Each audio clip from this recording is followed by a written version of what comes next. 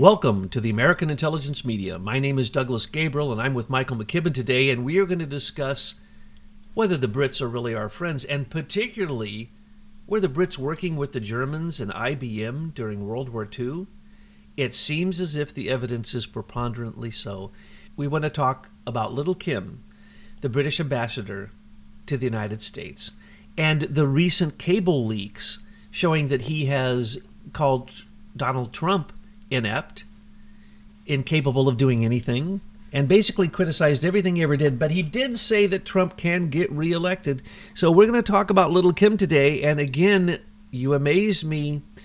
Your researchers, Michael, you already have a report on Sir Nigel Kim Darroch, already prepared before I even saw the news. So we're so glad that you're with us here today. Thanks for being on the show. Well, it's great to be with you. Our British researchers are on the ball. They truly are, and I understand that one of them is really upset about this. Very. Why? Not as upset as they've ever been. Well, because they've believed the propaganda that we have a very special relationship with Britain, and they would have never expected such nasty talk to come out of a British ambassador to the U.S.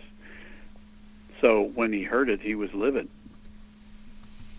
It's very clear to me there's only one avenue, and that's Little Kim, Nigel, Mr. Darroch. He's a sir, excuse me, Sir Darroch.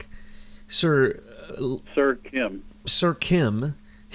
That's right, Sir Kim needs to resign immediately, apologize, and the British need to do that instantaneously or they're not our friends. Because more than half of Americans love Donald Trump, and he just got bashed by the British ambassador to the United States. I mean, hello? Think about that. Let's do a little comparison here, Douglas. We now have a very complete resume, and here's the bottom line with Sir Nigel Kim Darroch. He's never had a job in his life other than working for the Foreign and Commonwealth Office for the government. Since he left university, he's only ever had one job.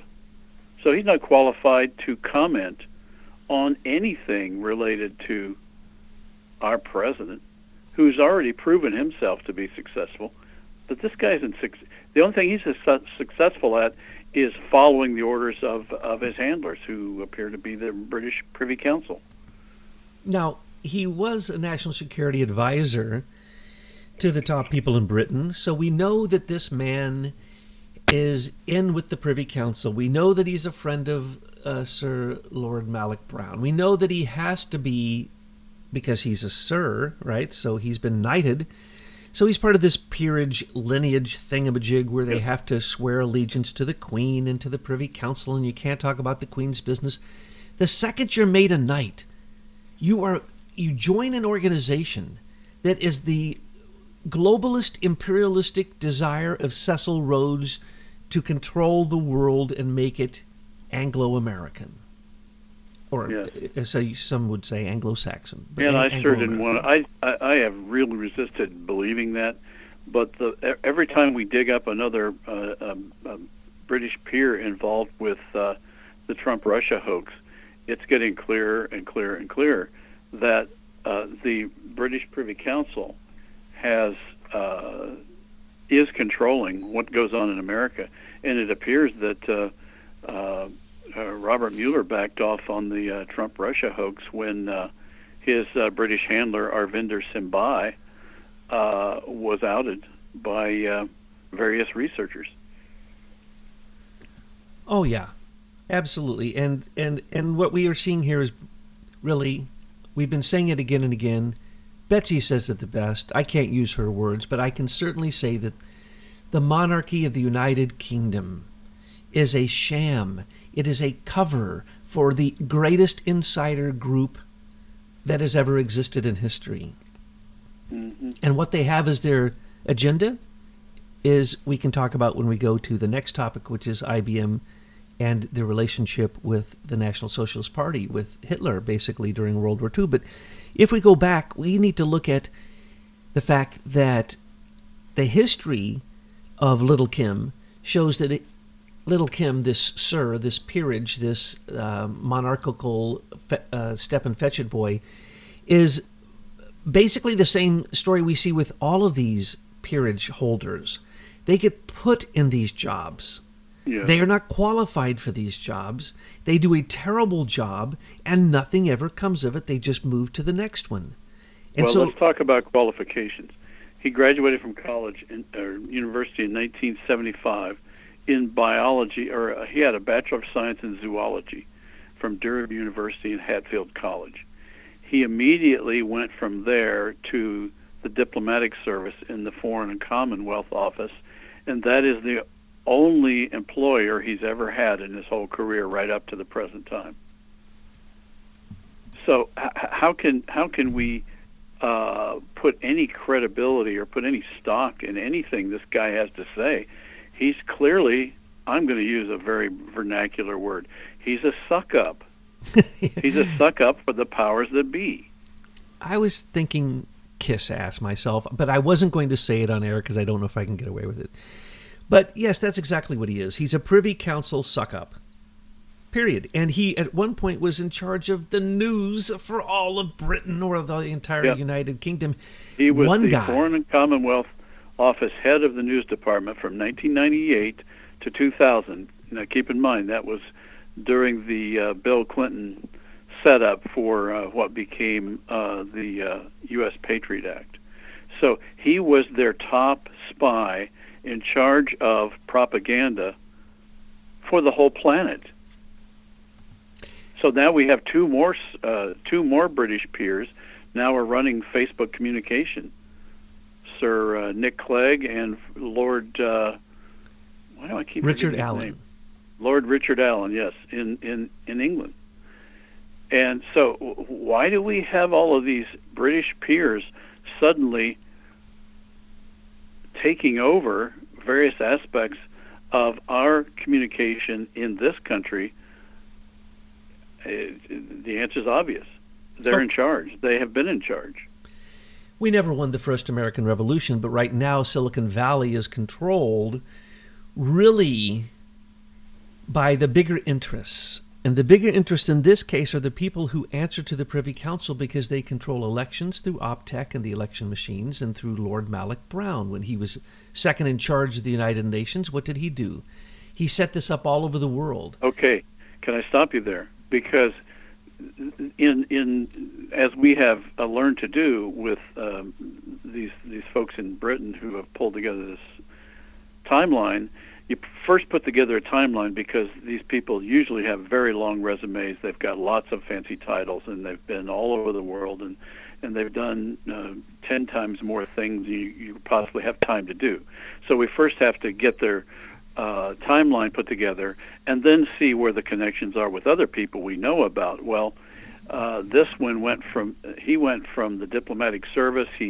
By the time he was 4 years out of school, he was already the first secretary in Tokyo, and in terms of involved with external affairs and defense. And this was 80 to 84.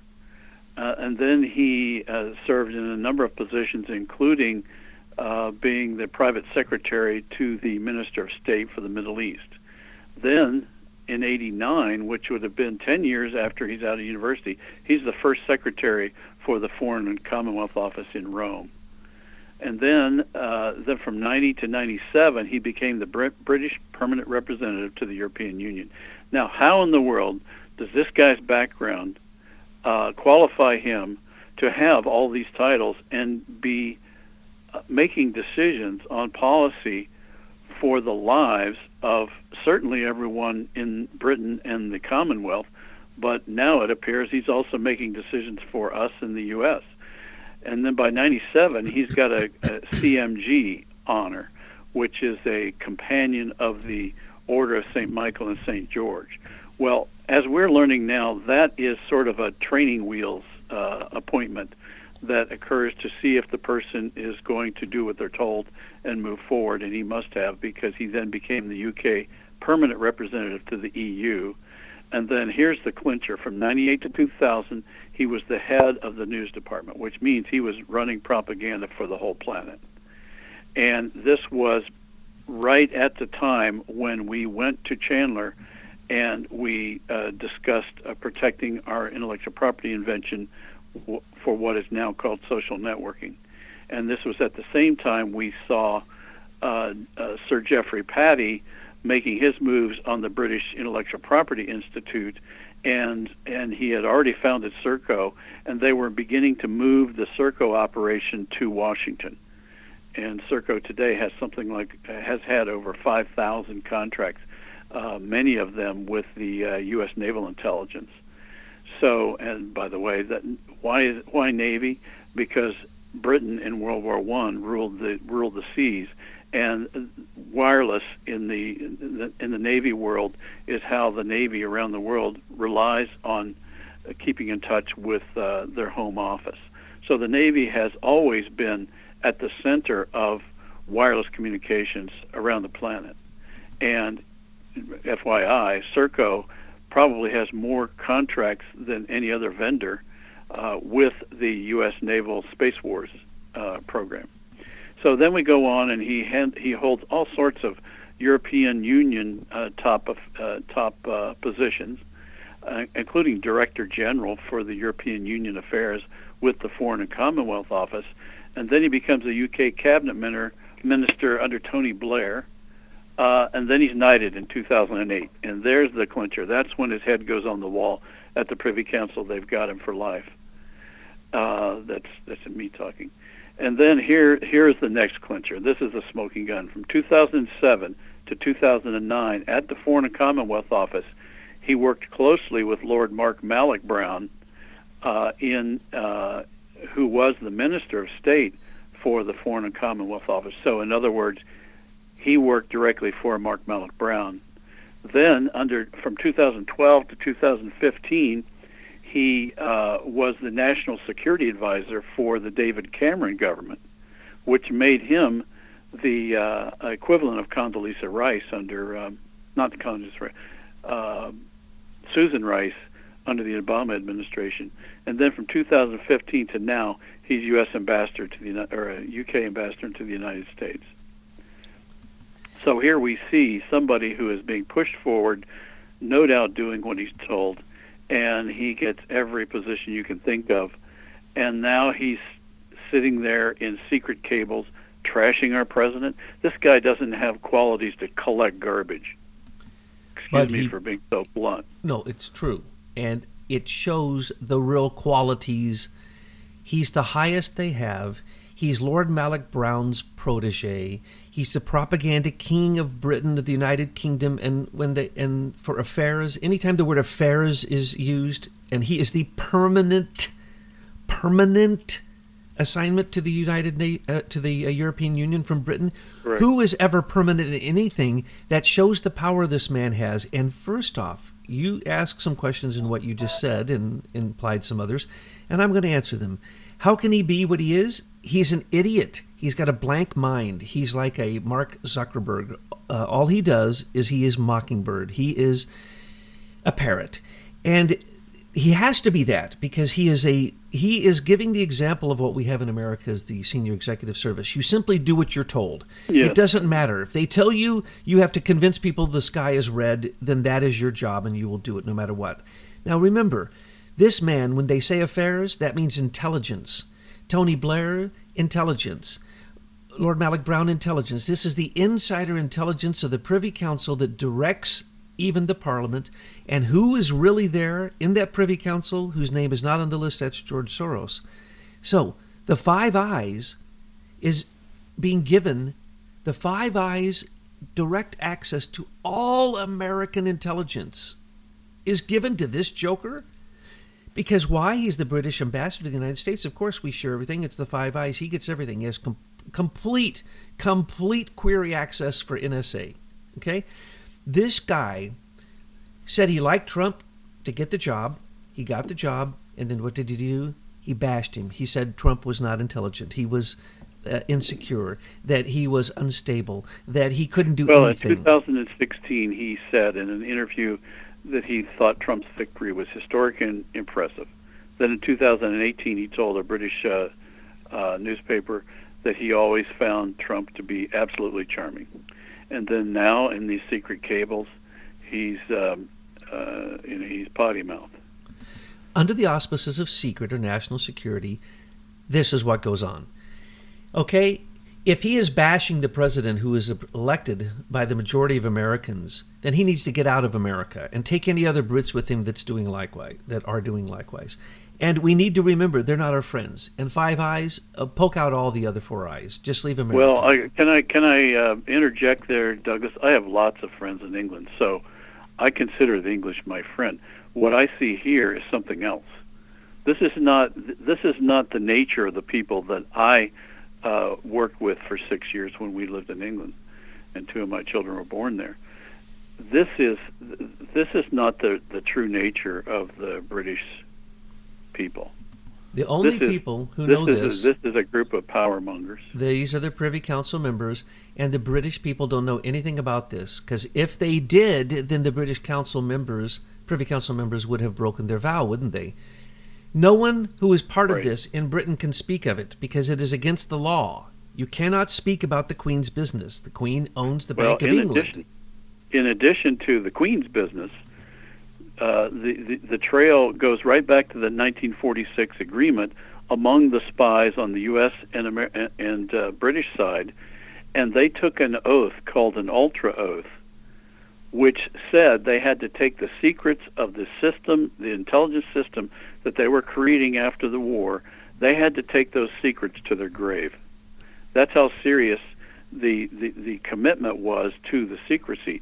And in fact, that's what these people have done. And we're only learning about many of these things that went on in that 1946 agreement in the last few years, as FOIAs have chipped away and finally said, hey, it's 75 years later. How about showing us the documents? Well, those documents are coming out. And they're showing the level, the unbelievable level of duplicity. And what it's showing me is that my whole life, in terms of how I interacted with the media my whole life, has filled my head full of lies. And so it's now a red pill moment for anyone who wants to wake up as to what has really gone on in our lifetimes. And it's a clear underscoring of the fact that if Sir Nigel Little Kim Darroch doesn't resign immediately or is not immediately pulled back from the U.S. Embassy, then basically they are part of the resistance, and they're admitting it, and they are basically stating that they do not support we the people in America or our elected president, our duly elected president. Guy. Of course he was implementing the Five Eyes agreement.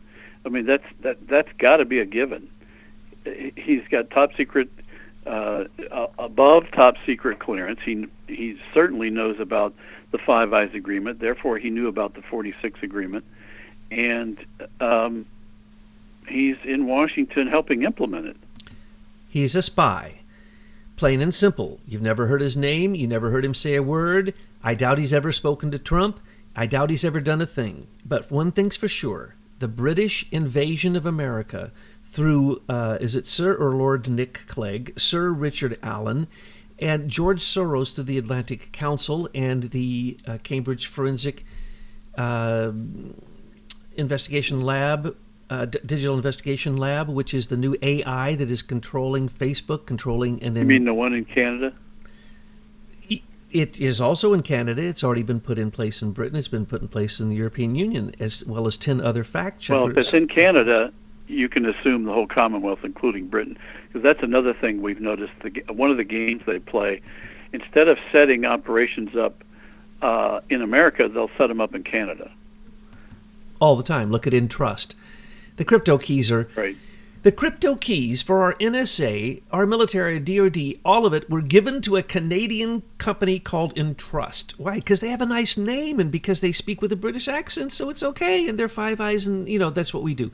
No, we have sold out through the senior executive service doing the same thing that little Sir Kim is doing, which is nothing more than what he's told to do, because the man's never had a thought in his life, obviously. It's a copy of the Crown agents.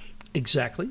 SES is the more we look at this, the more we can see the SES is nothing more than a copy of the Crown agents headquartered in Washington instead of London. But clearly they're taking their orders from London. And the beauty of it is, Sir Nick Clegg came over to be the face of Facebook, essentially. He was the Deputy Prime Minister of Britain, the second most powerful person in Britain, supposedly. What a lie. He comes over to work at Facebook.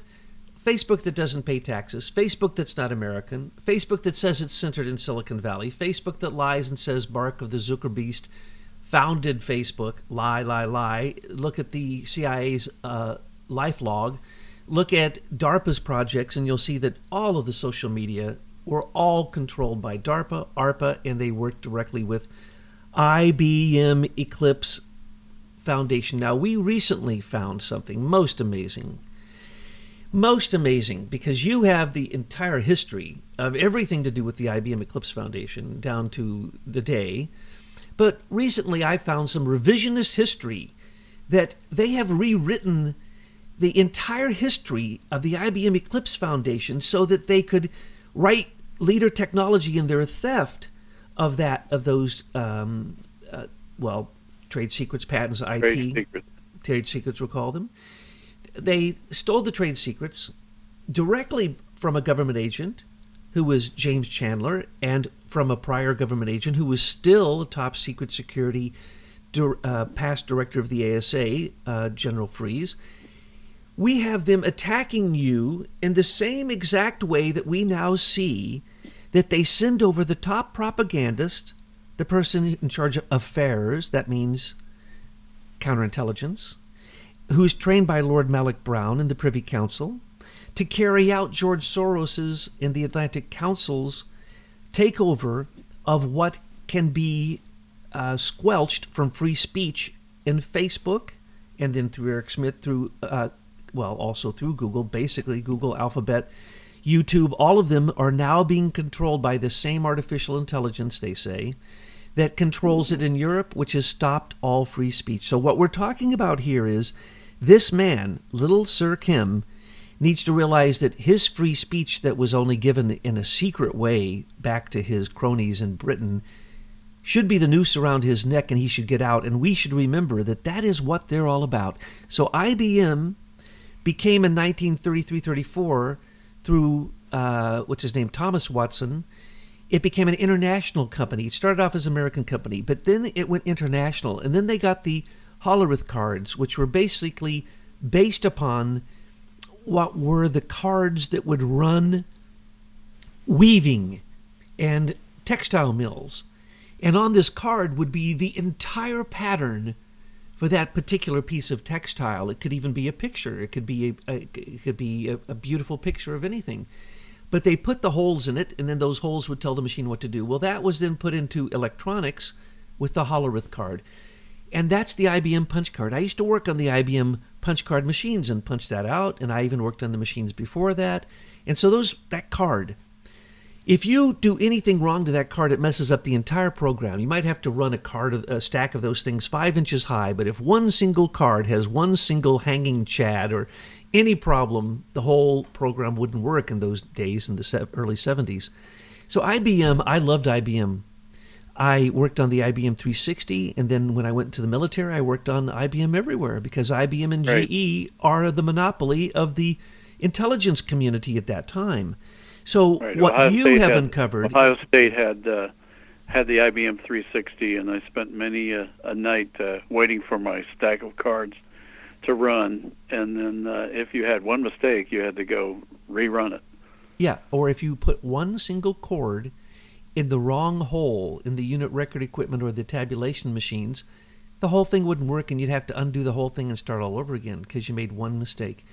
That's the way it used to work. Now, that card, when it came down to keeping track of the Jews in the concentration camps, the Nazis used IBM to put on those cards the entire history, also the racial history, their wealth history, their family history, everything on that card. So a Jew became nothing more than the holes punched in a Hollerith card for the IBM company working for the Nazis quite consciously, and now you have uncovered the most amazing thing, especially for a cryptologist like myself, that Colossus, Enigma, Alan Turing, all myth, that the IBM was probably on both sides of the war. Oh, not probably. They were totally on both sides. All the cryptology, and then they hid it after the war. Tell us about that. Okay. Yeah, these records have been just released, not just released, but within the last 2 years, in most cases. And what they show is the activity of American intelligence and British intelligence during World War II. And as we now know, they had taken a secret oath during the war and then afterwards to take these secrets to their grave. And so that's why we grew up never knowing about what was really going on. But what we're seeing now in these new documents is that at the end of the war, the people that were involved with Bletchley House in the UK and with Arlington Station in Washington, which was the U.S. Army Center for Intelligence, got together in a 1946 meeting to decide what they were going to do with all this stay-behind intelligence operation that they had developed during the war. And one of the things they decided to do was, from a propaganda standpoint, pivot immediately and use all those resources to fight the Soviets. That was going to be the new enemy, and so that was their justification for carrying on. So they got the generals, we're talking about Marshall and Admiral, I can't remember his name, and Eisenhower, to order them to get together and decide how to handle intelligence after the war. And so they did, and in 1946, the chief spies for MI6, which is the British intelligence, and something called GCCS, which became GCHQ after the war, and the American U.S. Army Security Agency got together, and they developed the plan for how intelligence was going to be shared among Britain, America, and the Commonwealth after the war. And what we have just learned is that these same people were the people who actually conceived, organized, and implemented what became Operation Paperclip.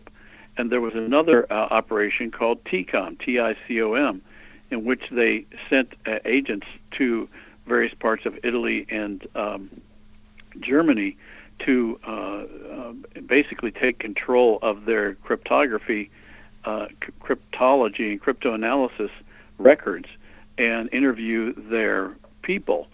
And what we learned in the process is that they actually documented that at the end of the war, they were using IBM. They even have IBM inventories, and that in terms of actual equipment, these people would go in, they would take a look at what's there, and then they would blow it up. They just blew up all the evidence. It's kind of like Hillary smashing all of her Blackberries. So they blew up all the evidence that could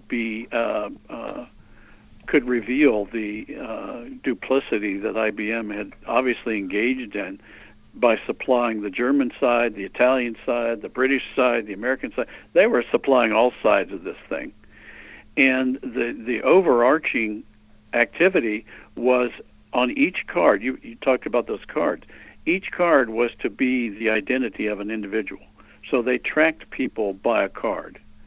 And so much so that they even housed some of these IBM tabulating machines actually in labor camp facilities. And so this was some of the operations that they were going in and looking at. So rather than preserve the evidence, they blew it up. So what does that tell you? That tells you that they wanted to hide it. And each one of those cards represented a person. And so for a while in the concentration camps, the tattoos that the inmates received was actually the number of the IBM Hollerith card that represented them as an individual. so it would be easier to track. So they just stamped it on people. So that was the first mark of the beast. Then Yes. IBM I'm created, sure at the time they believed that was the end times. It was for them. and then they created barcodes, the next sign of the beast. And now, of course, IBM Eclipse Foundation stole Leader Technologies' trade secrets, gave him the mark of the Zuckerberg, is now creating a cryptocurrency, and it's basically SSS. It is basically another mark of the beast. This time it's the mark of the Zucker beast. And he wants to turn Facebook into the number one way that all money is exchanged. Oh, does that sound familiar? Mammon? Oh, they want to make it impossible for somebody to log onto the internet without giving a real identity. That's where they want to go with this. So anonymity is going to go away if they have their way. Identity and your location. They want to know exactly where you are so they can come get you if you say something like, I don't like Muslims because some of them become radical. Oh, that's it. You're going to jail in Britain. That's already implemented in the Project Dragonfly in China. Now, so that they actually have developed essentially corner store police operations so that they can grab the data as somebody's interacting with a particular website. That data can then be sent, a notice can be sent to a local storefront police operation, and the police can show up at your house while you're still interacting with that internet site. That's happening right now. It's happening on the streets of China. I just saw this. The 220,000 cameras they have in their cities, they look at people's faces, and as they're walking down the street, they have all these police on the street. And if they can tell by facial recognition that you might be doing something on your phone wrong, the police come over, take your phone, look at it. And if you have been on WhatsApp, which is nothing more than a Facebook for China, often used in China, you go straight to jail. So this is what's going on. 33 million Chinese have had their freedoms curtailed by Eric Schmidt. Now, I don't know if the Queen has knighted Eric Schmidt. I'm sure she will, but I don't think he'll go along with it because he's rogue. He's crazy rogue. He's more crazy rogue than George Soros. So when it comes down to it, Dragonfly is nothing more than the Hollerith IBM punch card. It is the digital box that takes away your freedom that Eric Schmidt described as your digital freedom. He describes it as digital freedom. That's a good way to imagine this digital box that you keep talking about, or Facebook called it early on the dark profile. So essentially, all the information about you is in one place. So back in World War II, it was on one card, punched on one card. Now it's in a data store that's got your ID on it, and then all the data about you is inside, which can then be mined for various reasons, both advertising, which nobody probably has that much of a problem with, but what about mind control? What about vote control? What about eugenics? There's a lot of reasons why you don't want to be giving your data out in the public, and right now that's not even your option, because even if you're not on these systems, you didn't sign up for these systems, these dark profiles dark profiles have been created on your behalf, and so you do in fact have a profile even if you haven't signed up. That's where we are. All these things are violations of the Bill of Rights. Oh yes, and your dark profile is going to be used to control you. It's a social credit system in China. Here in America, it's already a credit system that, if you look closely, has already been implemented on Facebook, on Google, and other sites. It's already here, folks. The U.S. Digital Service basically coordinated all of that during the 2016 election through Eric Schmidt's $1.5 billion donation. Now, Eric they actually Schmidt, set up in the White House. In the Obama White House, folks. Set up in the White House. In the White House. And now we know that in 2012 and in 2014, there were a system called Civis Analytica and another one called Groundworks, created by Eric Schmidt to make sure that his candidates, Obama particularly, got elected. And then he created one called the Template for Winning that was paid for by the GSA through Hillary Clinton. Eric Schmidt created it, template for winning, for Hillary. We the people paid for it, and the algorithms on Google tried to get her elected. Well, clearly God intervened because she didn't get elected, but it's not for them trying. And I think what they're doing right now is they're refining these approaches, and they're getting even more clever about how they're going to do it. And I really do think that this combination of this underlying technology, which IBM is driving, clearly driving, and when we say IBM, we're saying rogue intelligence. And so the rogue intelligence groups around the world are driving election rigging. Why? Because they want power permanently. Why are we going to give power to these unelected, immoral, evil people? We're going to do it because we're not speaking up, and that's what we've got to do. We've got to speak up. And their propaganda is so effective. Tell them about Colossus, Enigma, Alan Turing, and the whole lie that I believed up until the time you showed me the evidence. Well, yeah, I did too. We heard all this magical story of how at the very last minute the British, through a scientist called Alan Turing, broke the Enigma code, which was the German encryption system. Now, I think Enigma was probably true. I think that many aspects of this story were true, but where it came off the rails is they made the story out as if some boy genius named Turing in a garage, literally a hut they called them, built this electronic tabulation system that used tubes instead of basically crack the German Enigma code. And what we're now seeing is, in all the histories of that particular period, we're seeing almost no mention of this Colossus.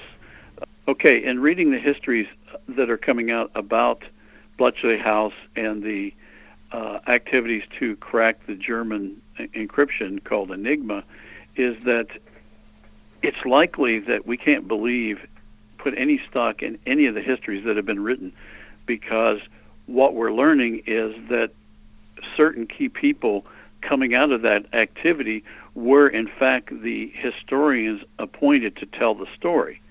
And these were all people that had pledged to this ultra oath where they were to take the real story of Enigma and Bletchley House to their grave. They weren't allowed to tell the real story.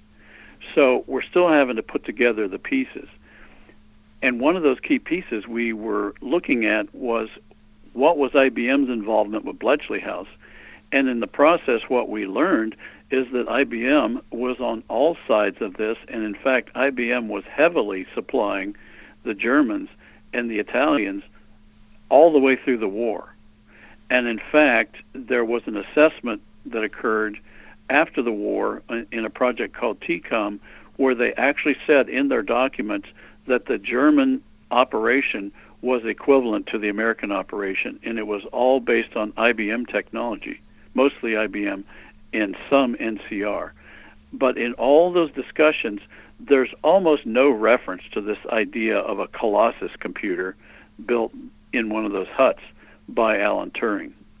And so most of the Colossus discussion shows up on Wikipedia and various places like that in excruciating detail, to the point where it's suspicious. The detail is so clear it's suspicious, because none of the actual historical documents have that kind of detail related to Colossus.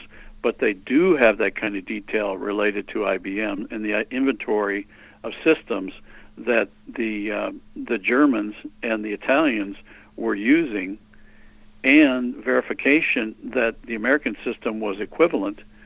And it's even in the record that the Germans knew that Bletchley House had a vast amount of IBM equipment that they were using in their encryption systems. So we look at this system that they created, and then at the end of the war, a program was created by the British, and the Americans found out about it and joined in, called Operation TCOM. And TCOM was equivalent to Operation Paperclip. They were occurring at the same time. And TCOM was to go into Germany and Italy and take possession of all of the encryption systems that they had in Germany to assess their capabilities and to gain evidence.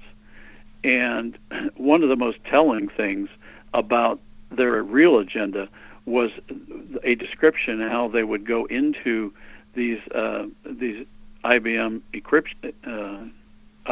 equipment shops, some of which were even housed in labor camps, and they would get some evidence, and then they would blow the place up. And they were even lamenting, I think, crying alligator tears, that they didn't have access to any of that equipment, and they had to rely on interrogating witnesses to really understand the full extent of how Germany was implementing their encryption systems with IBM. Now, you contrast that with other records that show that there was a particular professor at Hanover University who was experimenting with voice recognition. And the instruction was very clear that they were to preserve everything that he had in his laboratory. And as it's turning out, he was supplying know-how to companies we even know of today, including Deutsche Telekom, Siemens, Nokia, the company that became Nokia, and other Electrolux. And so we see that they preserved what they wanted to keep, and they blew everything else up. And by blowing it up, they removed the evidence of IBM's duplicity, because clearly they were supplying everyone, and that the only common element in World War II that existed across the leadership of the war effort on both sides was IBM. So it is not a conspiracy to say IBM worked with the Nazis. No. It is not a conspiracy to say that the British and Americans were partners in crime to tell some of the biggest lies about cryptology and stolen patents, especially high-tech patents. Can you talk about the numbers involved in Paperclip and TCOM and the numbers of patents stolen from Germany by Brits and Americans, partners in crimes, that have basically become our modern technology? Yeah, I mean that's a clear record. I'm actually looking at it right here. It's called the Patents at Work Executive Order, and it was signed by President Roosevelt in 1942. And it looks like they used the beginnings of the war as the excuse to go in and confiscate all patents from all inventors that lived in the Axis countries, and then they also confiscated the patents of anybody that was in a country occupied by the Axis powers. So this document says there were over 50,000 of some of the most advanced technologies on the planet. We stole them all with the British. We set up an organization called the Alien Property Custodian of the United States. How about that? Aliens. And I knew there were aliens. Alien property. Mm-hmm. And this Alien Property Custodian of the United States was the manager of these patents, and they gave them to American companies. And I'm sure what happened is that many of these were German scientists, and these were many of the people that after the war, this Operation TCOM and Operation Paperclip brought over to the U.S. And sure, there's no question that the people that were involved with the IBM equipment in Germany and Italy would have gone to work for IBM in order to keep their mouths shut.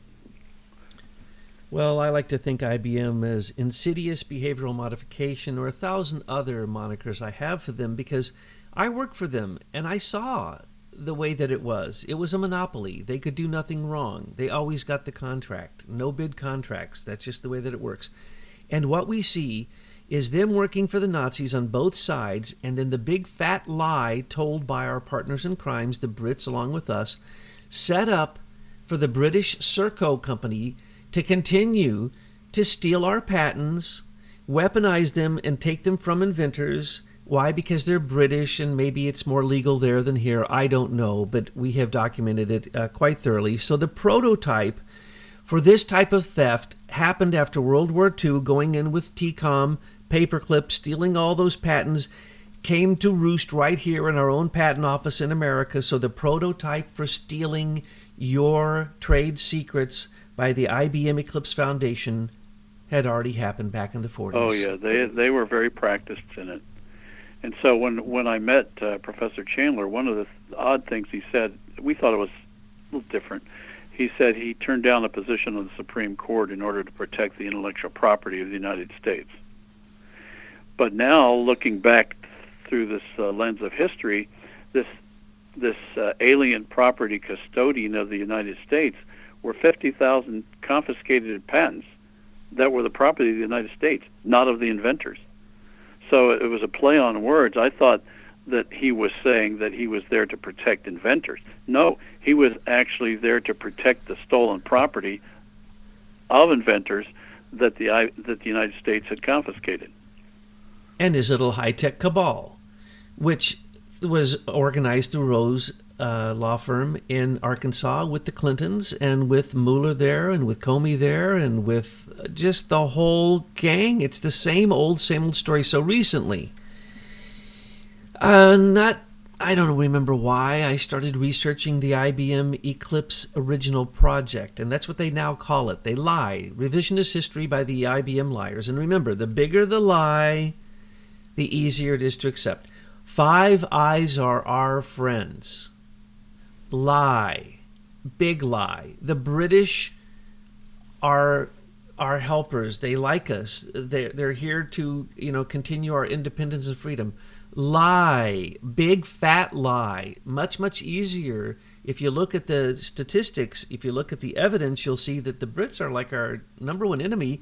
They drive the Chinese, our other number one enemy. They drive the Mexicans. They drive Russia. They drive it all. So when it comes back down to it, sorry to have to say it, the prototype is there. And that prototype was one of thinking that your race is the right race, whether it be the Anglophiles, the English, or people speaking English, or whether it be the hegemony believers, whether it's Christianity, Muslim, Jewish, whatever, it does not matter. Nazism said only true Aryans should have life. Everyone else should be exterminated. There wasn't even a way to convert. Okay? Either you were Aryan and they did the blood test and they came up with their nonsense, all absolute hocus pocus, or not. Same thing is happening in religions around the world. And so this type of fascism has entered into our corporate world, and people don't know. They believe the big lie. When it comes down to it, it's a small group, it's a small cabal. All the encryption keys, as far as we can tell, are owned by 3 people. When it comes down to it, put 36 people in jail and we might have free speech back, and make sure that the president takes the offer of leader technology to be able to have control over the original trade secrets, the original source code, and then say to everyone else downstream of that, all the social media giants, tough luck. I now control whether or not you get to continue to surveil, target, and manipulate. No, there'll be no more surveillance, targeting, or manipulating, and we'll have a clean internet, or you won't get the crypto keys, because every single exchange comes back to those crypto keys, and it's being given to the president. Here's a good clue of how central IBM is to this current Internet of Things. In 2000, 2001, one of Chandler's key customers in his law practice was IBM. And at that time, the chief intellectual property law counsel inside IBM was David J. Capos. And now let's roll forward to 2009, and who does Obama nominate as the director of the Patent Office? None other than David J. Capos, IBM's inside counsel. Now, you'd think somebody in Congress might have an issue with that, but we learned that Capos was actually appointed during the recess appointment in August. So Congress never got to debate whether Capos should be the director of the Patent Office. And then one of Capos's final acts in 2013, when he left the Patent Office, was to issue a decree invalidating our patent on social networking. He just decreed it. I mean, So these people are so arrogant. They just think they're going to get away with murder, and so far they have. Oh, they ruled the world. They know, yeah, exactly. They rule the world. They have ruled the world, and the system was so far along. I don't know. I think they're getting sloppy now. They had the audacity to keep track of the 6 million people they murdered, and keep track of whether they had gold in their teeth and they had any assets and blah, blah, blah, blah, blah. Create that Hollerith card, which was their demise, and should be the demise of the IBM company, because why? It tells who they are. They are digital fascists, period. And when it comes to the supposed IBM original Eclipse project, that's all a lie. That's when they first told us. Well, it wasn't called a project. Their first name was Eclipse.org. Then when they incorporated in November 29th of 2001, they incorporated it as the Eclipse Consortium, and it was the consortium up until the time that they went live with our code in 2004 during the EclipseCon conference in San Francisco between February 2nd and the 5th, and that's when Facebook went live on the 4th. And that's when they changed their name to the Eclipse Foundation. So there was no project. They had things inside where they called them projects, but none of their formal names were the Eclipse Project. IBM holds more patents than anybody else, but we're supposed to believe that their most valuable patent, worth between $5 to $10 trillion or more, was given out for free as open source. That is just a big fat lie. And if you believe it, you believe all kinds of lies. You believe that little Sir Kim is a good ambassador to the United States instead of the propagandist and the counterintelligence expert that he is. You believe that Mark of the Zuckerbeast invented Facebook, and that Nick Clegg just came over to help him just because it's just a job. Well, think about it, Douglas. I mean, think of all the lies that they've told us, and we've believed them all. So they have pretty good justification for believing that they can tell any lie they want and get away with it. That's a sad but good point. I don't know why I'm laughing, because that's why I call them the insidious behavioral modifiers. I mean, these people like Lord Malik Brown, they set out to manipulate you. Right. And they do, and they're very effective with it. And remember, let's think of Allison Saunders, the head lawyer, comes over to America, meets with the Orrs. Let's think of Arvinder Sander, the controller for Robert Mueller, controlled him ever since 9/11. Let's think of Stephen Halper, who controlled Christopher Steele, who controlled Carter Page, and George Papadopoulos. When we're talking about this is hand in glove, same old partners in crime, the Brits and the secret Brits, the secret ultra Brits, the ones with the real high-tech stuff that was stolen, and the Americans just like them are the only ones who know these things. Their bosses don't know these things. Their bosses, if I said to the head of the Commerce Department, do you understand that there's a thing called the Federal Common Policy Certification Authority that gives the crypto keys to every single internet exchange in the world to Hillary, Robert Mueller, and Michael Chertoff? They would say, you're conspiracy theorist police, get this guy out of here. Instead of, no, let's vote not to give it to those private corporations. Let's give it to the NSA, where it belongs, and then you would control the internet. And then when they say who owns the internet, you could say, yeah, the NSA does now because they own the crypto keys. So we've given the control of these trade secrets, what I call the source code, that could then control the entire social network and absolutely turn the table on those Nazi-loving IBM digital warlords who literally, After all those years, Bronfman, a Jew, went to the Bank for International Settlements, and because the information off the Hollerith cards got back gold from Jews' teeth. Right. And the numbers on them were from their Hollerith IBM Nazi stamping. And now Facebook wants to become a Nazi Bitcoin controller of everything in your life. And our dear little Regina Dugan created an electronic tattoo that's going to be put on your body. And don't worry, if you forget your number, which is all coded to 666, the three tall demarcations in the code, 666. And don't worry, if you forget it, she's invented a pill that you take. And when you take the pill, it reminds you of your number, the number that has been tattooed on you digitally. It's already prepared. It's already been created years ago. I haven't heard about that. Oh, yeah. DARPA had that project done a long time ago. They've already done it to lots of people. And they have the implants now that do the same thing. And those are very popular in European countries, especially socialist countries.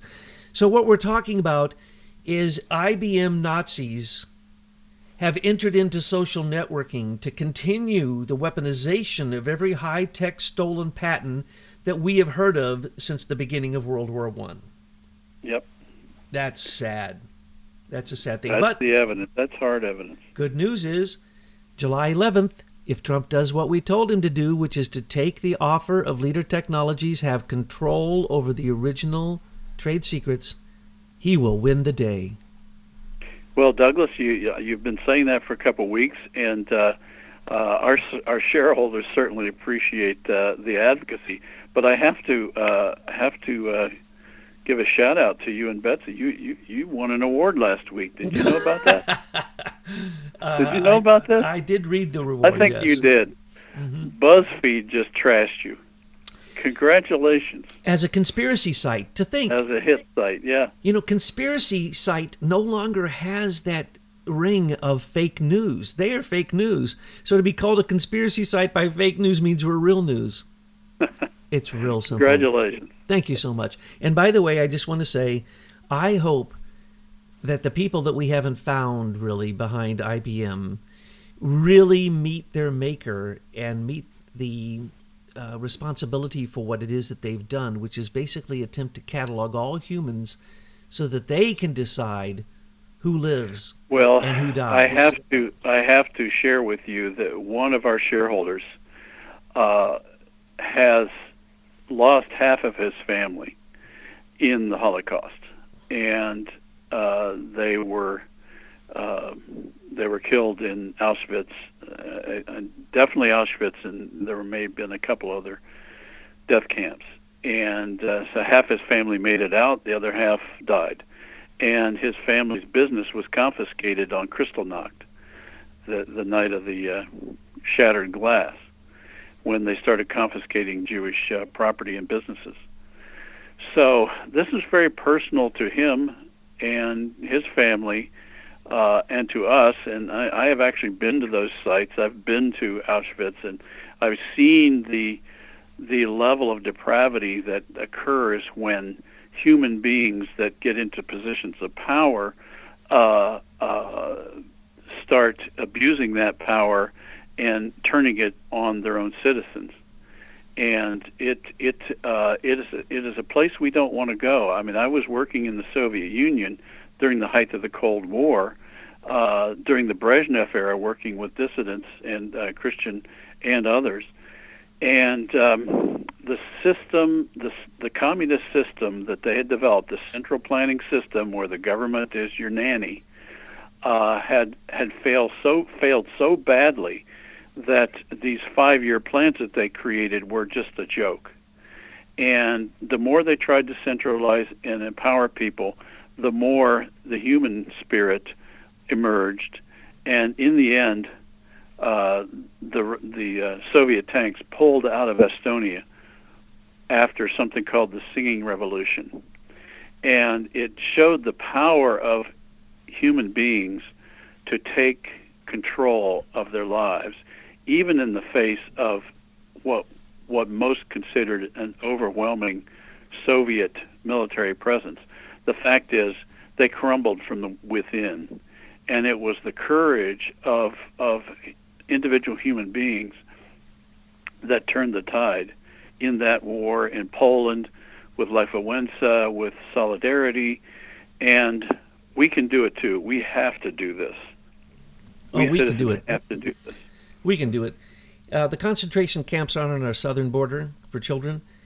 They're the digital concentration camp created by the fascists like IBM. So what we need to do is just give back to the inventors their patents and give back to America its freedom.